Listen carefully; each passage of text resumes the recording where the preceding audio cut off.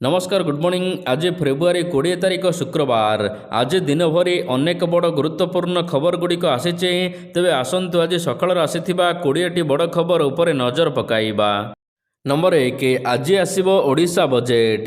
आज 2026-27 आर्थिक वर्ष पाई बजेट उपस्थापन करिवे मुख्यमंत्री मोहन चरण माझी। विकसित ओडिशा पाई चलित बजेट रे बड़ घोषणा करि पारंती मुख्यमंत्री।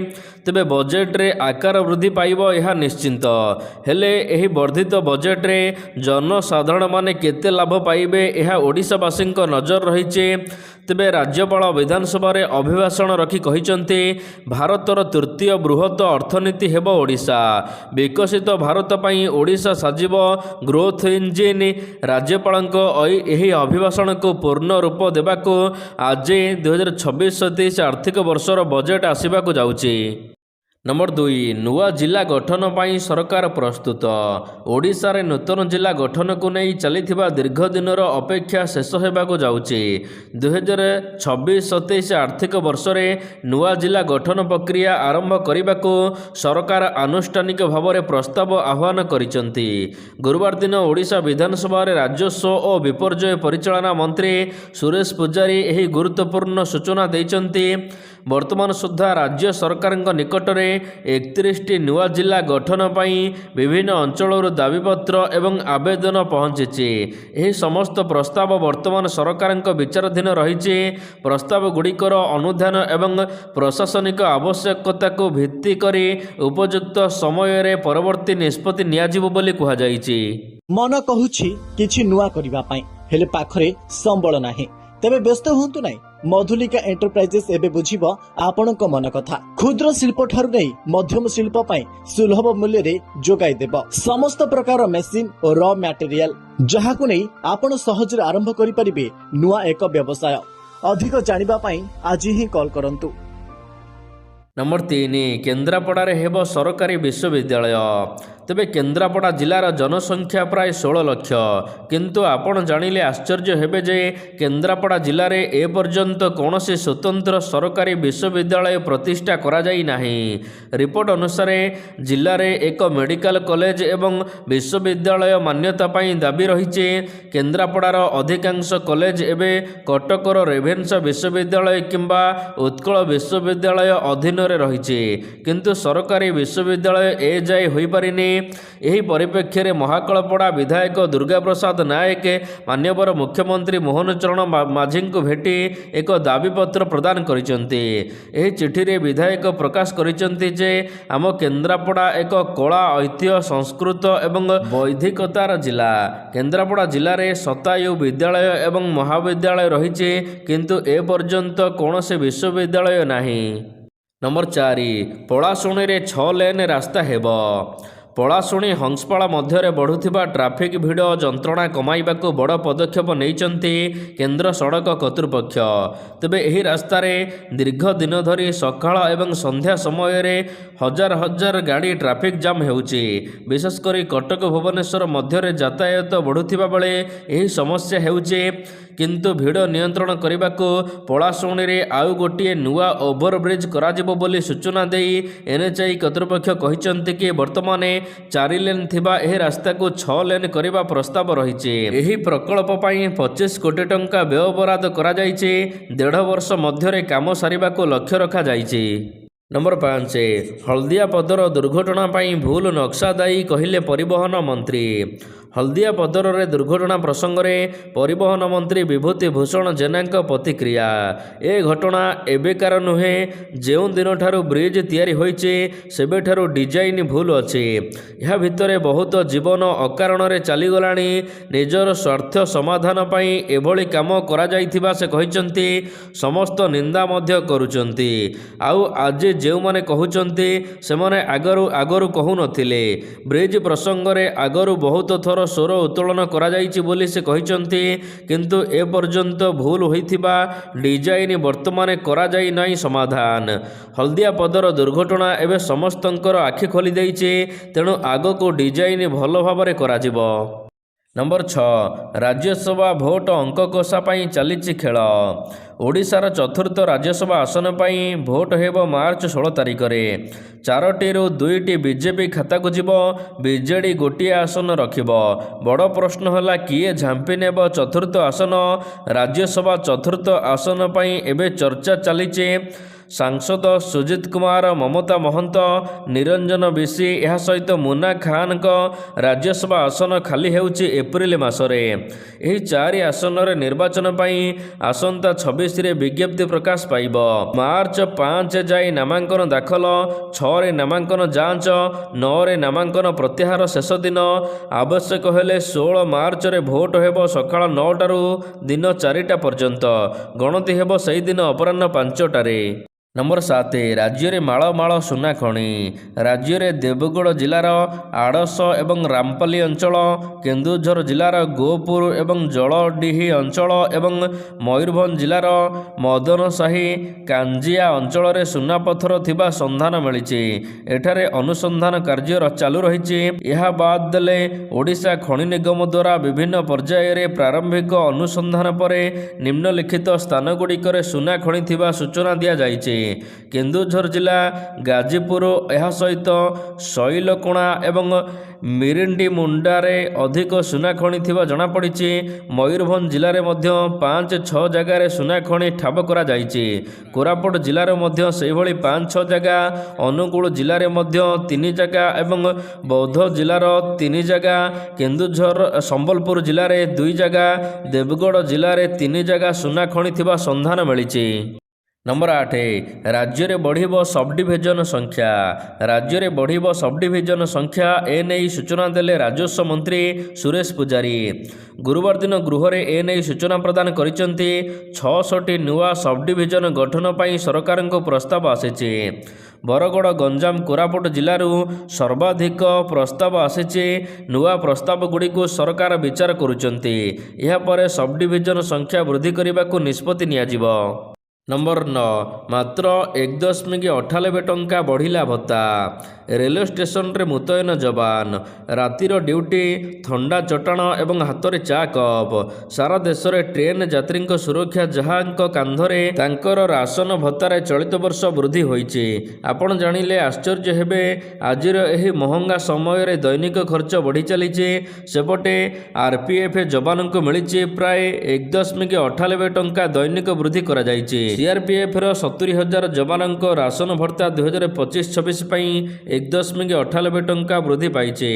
ତେବେ ଏହା 1 ଏପ୍ରିଲରୁ ପିଛିଲା ଭାବରେ ଲାଗୁ ହୋଇଛି। ପୂର୍ବରୁ 150 ଟଙ୍କା 4 ପଇସା ଦୈନିକ ଥିଲା, ଏବେ ଏହା ବଢ଼ି 191 ଟଙ୍କା 93 ପଇସା ହୋଇଛି। ମୋଟାମୋଟି ହିସାବ ଦେଖିବାକୁ ଗଲେ 50ରୁ 60 ଟଙ୍କା ମାସିକ ବଢ଼ିଛି। ନମ୍ବର 10 ଶିକ୍ଷା ଓ ସ୍ୱାସ୍ଥ୍ୟର ଆକାର ବୃଦ୍ଧି। ବିଧାନସଭା ବଜେଟ୍ ଅଧିବେଶନ ଆଜିଠାରୁ ଆରମ୍ଭ ହେଉଛି। ତେବେ ଏହା ଆଗରୁ ଅର୍ଥମନ୍ତ୍ରୀ Mohan Charan Majhi economic survey report ବିଧାନସଭାରେ ରଖିଛନ୍ତି। ଏଥିରେ ଶିକ୍ଷା ଏବଂ କୌଶଳ ବିକାଶ, ସ୍ୱାସ୍ଥ୍ୟ ଉପରେ ବେଶୀ ଫୋକସ୍ କରାଯାଇଛି। ଉଚ୍ଚଶିକ୍ଷା କ୍ଷେତ୍ରରେ ଓଡ଼ିଶା ବିଶ୍ୱବିଦ୍ୟାଳୟ ଶିକ୍ଷା ବଜେଟ୍ ଆକାର ବଢ଼ିଛି। 2023-24ରେ ଏହା 22,000 କୋଟି ଟଙ୍କା ଥିଲା, ବର୍ତ୍ତମାନ ଏହା 31,000 କୋଟି ଟଙ୍କା ହୋଇଛି। ନମ୍ବର 11 ଓଡ଼ିଶାରେ SIR ପାଇଁ ପ୍ରସ୍ତୁତି। ନିର୍ବାଚନ କମିଶନ ଗୁରୁବାର ଦିନ 22 ରାଜ୍ୟ ଓ କେନ୍ଦ୍ରଶାସିତ ଅଞ୍ଚଳକୁ SIR ନିମନ୍ତେ ପ୍ରସ୍ତୁତ ରହିବାକୁ ନିର୍ଦ୍ଦେଶ ଦେଇଛନ୍ତି। ତେବେ ଏହା ଏପ୍ରିଲ ମାସରୁ ଆରମ୍ଭ ହେବ ବୋଲି ଜଣାପଡ଼ିଛି। ଓଡ଼ିଶାରେ ମଧ୍ୟ SIR ଆରମ୍ଭ ହେବ। ନମ୍ବର 12 ଅଳସୁଆ କରୁଛି ମାଗଣା ଯୋଜନା। ନିର୍ବାଚନ ପୂର୍ବରୁ ରାଜ୍ୟକୋଷ ଉପରେ ଚାପ ବଢ଼ୁଥିବା ବେଳେ ମାଗଣା ଯୋଜନା ଘୋଷଣା କରିବା ଓ ନଗଦ ହସ୍ତାନ୍ତର କ୍ଷେତ୍ରକୁ ନେଇ ବିଭିନ୍ନ ରାଜ୍ୟର ଅର୍ଥନୈତିକ ଦଳଗୁଡ଼ିକୁ ସୁପ୍ରିମକୋର୍ଟ ତୀବ୍ର ସମାଲୋଚନା କରିଛନ୍ତି। ସୁପ୍ରିମକୋର୍ଟ କହିଛନ୍ତି କି ଏହା କୌଣସି ଗୋଟିଏ ରାଜ୍ୟରେ ସୀମିତ ନାହିଁ। ଏହି ମାଗଣା ଯୋଜନା ଏବଂ ନଗଦ ହସ୍ତାନ୍ତର କରାଯିବା ଟ୍ରେଣ୍ଡ ବଢ଼ି ଚାଲିଥିବା ବେଳେ ଏହା ଦେଶର ଅର୍ଥନୈତିକ ବିକାଶରେ ବାଧା ସୃଷ୍ଟି କରୁଛି। ନମ୍ବର 13 ଥାଇଲାଣ୍ଡରେ ଫସିଛନ୍ତି ଓଡ଼ିଆ ଶ୍ରମିକ। ଥାଇଲାଣ୍ଡରେ ଫସିଛନ୍ତି 6 ଜଣ ଓଡ଼ିଆ ଶ୍ରମିକ। ପେଟ ପାଟଣା ପାଇଁ ଥାଇଲାଣ୍ଡ ଯାଇଥିବା କେନ୍ଦ୍ରାପଡ଼ା ରାଜକନିକା ଅଞ୍ଚଳର 6 ଜଣ ଯୁବକ ଫସି ଯାଇଛନ୍ତି। 4 ମାସ ହେବ ସେମାନଙ୍କୁ ଟଙ୍କା ମିଳୁନି। 5 ଦିନ ହେଲା ଭୋକ ଉପାସରେ ଦିନ କାଟୁଛନ୍ତି। ଘରକୁ ଫେରିବାକୁ ସରକାରଙ୍କ ନିକଟରେ ଆକୁଳ ନିବେଦନ କରିଛନ୍ତି 6 ଶ୍ରମିକ। ରାଜକନିକା ବ୍ଲକର ଜୟନଗର ପଞ୍ଚାୟତର 6 ଜଣ ଶ୍ରମିକ ଏବେ ଥାଇଲାଣ୍ଡରେ ଫସିଛନ୍ତି। ନମ୍ବର 14 ଧାନ କିଣାକୁ ରାଜନୀତି କରନ୍ତୁନି କହିଲା ବିଜେପି। ଏବେ ଚାଲିଛି ବଜେଟ୍ ଅଧିବେଶନ। ଆଉ ବଜେଟ୍ ଅଧିବେଶନରେ ବିଧାନସଭାରେ ପ୍ରଶ୍ନକାଳ ଆରମ୍ଭରୁ ହଙ୍ଗାମା ଦେଖିବାକୁ ମିଳୁଛି। ଚାଷୀ ପ୍ରସଙ୍ଗକୁ ନେଇ ଗର୍ଜୁଛନ୍ତି ବିରୋଧୀ, ଗୃହରେ ରଖୁଛନ୍ତି ପ୍ରସ୍ତାବ। ଚାଷୀ ସମସ୍ୟା ସହିତ ଧାନ କିଣାକୁ ନେଇ ପ୍ରବଳ ହଟ୍ଟଗୋଳରେ ବିଜେଡି ଏବଂ କଂଗ୍ରେସ ଅଛନ୍ତି। ସାମ୍ବାଦିକ ସମ୍ମିଳନୀ କରି ବିରୋଧୀଙ୍କୁ ଉଚିତ ଜବାବ ଦେଇଛନ୍ତି ରାଜ୍ୟ ବିଜେପି ସଭାପତି ଶ୍ରୀ ମନମୋହନ ସାମଲ। ସେ କହିଛନ୍ତି ଧାନର ଅଭାବୀ ବିକ୍ରି ନହେବା ଏବଂ ଚାଷୀଙ୍କ ଉଚିତ ମୂଲ୍ୟ ଦେବା ପ୍ରସଙ୍ଗରେ ବିଜେପି ସବୁବେଳେ ପ୍ରୟାସ କରୁଛି। ଧାନ କିଣା ସଠିକରେ ଚାଲିଥିବା ବେଳେ ଧାନ କିଣାକୁ ନେଇ ଅଯଥା ରାଜନୀତି କରୁଛନ୍ତି ବିରୋଧୀ। ନମ୍ବର 15 ବେକାର ଯୁବକ ଯୁବତୀଙ୍କୁ ମାସିକ ମିଳିବ 1500 ଟଙ୍କା ଭତ୍ତା। ଆଗାମୀ ନିର୍ବାଚନ ପୂର୍ବରୁ ପଶ୍ଚିମବଙ୍ଗ ମୁଖ୍ୟମନ୍ତ୍ରୀ ମମତା ବାନାର୍ଜୀ ବଙ୍ଗଳାର ଯୁବସାଥୀ ନାମକ ଏକ ନୂତନ ଯୋଜନା ଘୋଷଣା କରିଛନ୍ତି, ଯାହାର ଲକ୍ଷ୍ୟ ରାଜ୍ୟର ବେକାର ଯୁବକ ଯୁବତୀମାନଙ୍କୁ ଆର୍ଥିକ ସହାୟତା ପ୍ରଦାନ କରିବା ଏବଂ ନିଯୁକ୍ତି ଖୋଜିବା ପାଇଁ ଉତ୍ସାହିତ କରିବା। ଏହି ଯୋଜନା ଅଧୀନରେ ସରକାର ବେକାର ଯୁବକ ଯୁବତୀଙ୍କୁ ପ୍ରତି ମାସରେ 1500 ଟଙ୍କା ଆର୍ଥିକ ସହାୟତା ପ୍ରଦାନ କରିବେ, ଯାହାଦ୍ୱାରା ସେମାନଙ୍କର ଦୈନନ୍ଦିନ ଆବଶ୍ୟକତା ପୂରଣ କରାଯାଇପାରିବ ଏବଂ ନିଯୁକ୍ତି ଖୋଜିବା ପାଇଁ ଦକ୍ଷତା ବିକାଶ ଉପରେ ମଧ୍ୟ ଧ୍ୟାନ ଦିଆଯାଇପାରିବ। ନମ୍ବର 16 ବଦଳିଲା ପାଗ।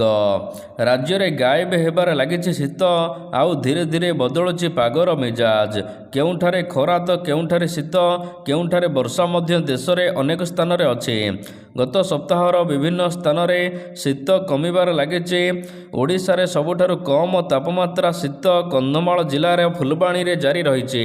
ଅନ୍ୟପଟେ ରାଜ୍ୟର ଜଗତସିଂହପୁର, କଟକ, ନୟାଗଡ଼, ଗଞ୍ଜାମ, ଗଜପତି, ପୁରୀ, ଖୋର୍ଦ୍ଧା ମଧ୍ୟରୁ ଅନେକ ଜାଗାରେ କୁହୁଡ଼ି ବଢ଼ିବା ନେଇ ଆସନ୍ତା 2 ଦିନ ପାଇଁ ଆଲର୍ଟ ଜାରି କରିଛି ପାଣିପାଗ ବିଭାଗ। ଆଗାମୀ 7 ଦିନ ପର୍ଯ୍ୟନ୍ତ ରାଜ୍ୟର ପାଗ ଶୁଖିଲା ରହିବ, କିନ୍ତୁ ଉତ୍ତର ଭାରତରେ ଅନେକ ଅଞ୍ଚଳରେ ବର୍ଷା ହେଉଛି। ନମ୍ବର 17 ଚାଷୀ ପୁଅଙ୍କୁ ବାହା ହେଲେ ମିଳିବ ଭତ୍ତା। ପୂର୍ବରୁ କୁହାଯାଉଥିଲା କି ଚାଷ କାମ ଯାହାର କେଡ଼େ ସୁଖ ତାହାର, କିନ୍ତୁ ଏବେ ଯୁବପିଢ଼ିମାନେ ଚାଷରୁ ଧୀରେ ଧୀରେ ମୁହଁ ଫେରାଉଛନ୍ତି। ଆଉ ଯେଉଁମାନେ ଚାଷ କରି ପରିବାର ପୋଷୁଛନ୍ତି ସେମାନେ ବହୁତ କଷ୍ଟରେ ଚଳୁଛନ୍ତି। ଚାଷ କରୁଥିବା ପୁଅମାନଙ୍କୁ ବାହା ହେବାକୁ ଝିଅମାନେ ମନା କରୁଛନ୍ତି। ଯେଉଁ କାରଣରୁ କର୍ଣ୍ଣାଟକର ରଙ୍ଗନାଥ ନାମକ ଜଣେ ବିଧାୟକ ମୁଖ୍ୟମନ୍ତ୍ରୀ ସିଦ୍ଧରାମୟ୍ୟାଙ୍କୁ ଚିଠି ଲେଖିଛନ୍ତି, ଯେଉଁଥିରେ ସେ ପ୍ରକାଶ କରିଛନ୍ତି କି ଚାଷ କାମ କରୁଥିବା ପୁଅମାନଙ୍କୁ ବିବାହ କରୁଥିବା ଝିଅମାନଙ୍କୁ ଭତ୍ତା ଦିଆଯାଉ। ମାସିକ 5000 ଟଙ୍କା ଲେଖା ଭତ୍ତା ଦେବାକୁ କୁହାଯାଇଛି। ନମ୍ବର 18 ବିଶାଖାପାଟଣାରେ ହେବ ଏଆଇ ହବ୍। ଭାରତୀୟ ବଜାର ଉପରେ ଗୁଗଲ ଅଧିକ ମନୋନିବେଶ କରିବ। ବିଶାଖାପାଟଣାରେ ଗୁଗଲ ପକ୍ଷରୁ ଏକ ଏଆଇ ହବ୍ ସ୍ଥାପନ କରାଯିବ। ନୂଆଦିଲ୍ଲୀଠାରେ ଚାଲିଥିବା ଏଆଇ ସମ୍ମିଳନୀରେ ବ୍ୟକ୍ତିଗତ ମନ୍ତବ୍ୟ ରଖି ଗୁଗଲର ସିଇଓ ସୁନ୍ଦର ପିଚାଇ ସୂଚନା ଦେଇଛନ୍ତି। ସାମ୍ବାଦିକ ସମ୍ମିଳନୀରେ ଚାଲିଥିବା ଆଲୋଚନାରେ ଅଂଶଗ୍ରହଣ କରି ପିଚାଇ କହିଛନ୍ତି ଯେ ଭାରତର ଅର୍ଥନୀତି ବିଭିନ୍ନ କ୍ଷେତ୍ରରେ ଏଆଇ ଉପଯୋଗିତା ଉପରେ ବେଶ ଗୁରୁତ୍ୱାରୋପ କରୁଛି। ନମ୍ବର 19 1 ଏପ୍ରିଲରୁ କ୍ରେଡିଟ୍ କାର୍ଡ଼ ସ୍ୱାଇପ୍ କରିବା ନିୟମ ବଦଳିବାକୁ ଯାଉଛି। ତେବେ ଅନଲାଇନ୍ ସପିଂ, ବିଲ୍ ପେମେଣ୍ଟ ପାଇଁ ଯେଉଁମାନେ ବ୍ୟବହାର କରୁଛନ୍ତି କ୍ରେଡିଟ୍ କାର୍ଡ଼, ଏପ୍ରିଲ 1, 2026ରୁ କ୍ରେଡିଟ୍ କାର୍ଡ଼ ନୂଆ ନିୟମ ଆସିବାକୁ ଯାଉଛି। ତେବେ ଇନକମ୍ ଟ୍ୟାକ୍ସ ବିଭାଗ ଜାରି କରିଥିବା ଡ୍ରାଫ୍ଟ ନିୟମରେ ବଡ଼ ଟ୍ରାଞ୍ଜାକ୍ସନ ଉପରେ ନଜର ରଖିବାକୁ ବ୍ୟବସ୍ଥା କରାଯାଇଛି। ଯଦି କେହି ଏକ ଆର୍ଥିକ ବର୍ଷରେ 10 ଲକ୍ଷରୁ ଅଧିକ କ୍ରେଡିଟ୍ କାର୍ଡ଼ ବିଲ୍ ଡିଜିଟାଲ ମାଧ୍ୟମରେ ଦେଇଥାନ୍ତି, ତେବେ ସେଥିମଧ୍ୟରୁ ଆୟକର ବିଭାଗକୁ ଦିଆଯିବ।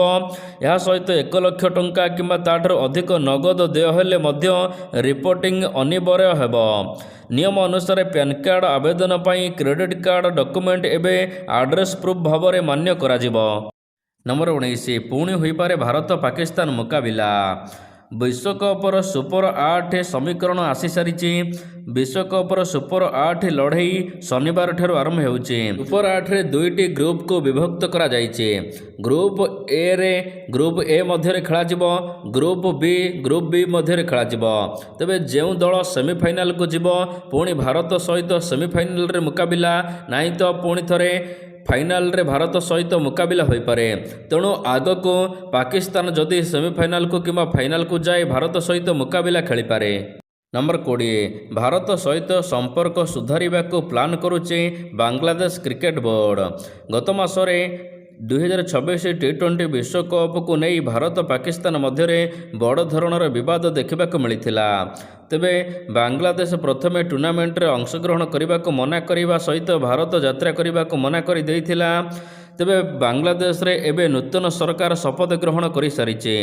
ଏହି ନୂତନ ସରକାରର ନୂଆ କ୍ରୀଡ଼ା ମନ୍ତ୍ରୀ କହିଛନ୍ତି ଯେ ଆମେ ହକ୍ ପାଇଁ ଲଢ଼େଇ କରିବୁ ଏବଂ ଭାରତ ସହିତ ବନ୍ଧୁତ୍ୱପୂର୍ଣ୍ଣ ଆଲୋଚନା କରିବାକୁ ଚେଷ୍ଟା କରିବୁ। ଆଗକୁ ଭାରତ ସହିତ ବନ୍ଧୁତା ବଢ଼ିଲେ କ୍ରିକେଟର ସମାଧାନ ହୋଇପାରିବ ବୋଲି ସେ କହିଛନ୍ତି।